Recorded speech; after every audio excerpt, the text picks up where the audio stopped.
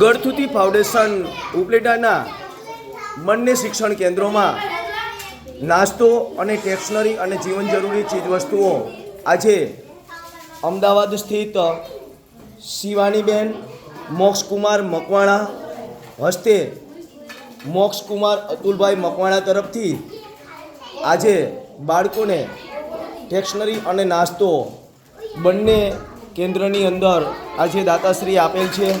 તો આ મકવાણા પરિવાર બાળકોલક્ષી કાર્યક્રમની અંદર અને શિક્ષણ પ્રત્યે જાગૃતિ અભિયાનમાં સતત ને સતત જોડાયેલા રહે છે અને આવા ગરીબ બાળકો માટે પોતે કંઈક ને કંઈક ભેટ સોગાદો અને તેના જન્મદિવસ હોય, એનિવર્સરી હોય, એવા સરસ મજાના પ્રસંગમાં આ બાળકો સાથે ઉજવણી કરે છે।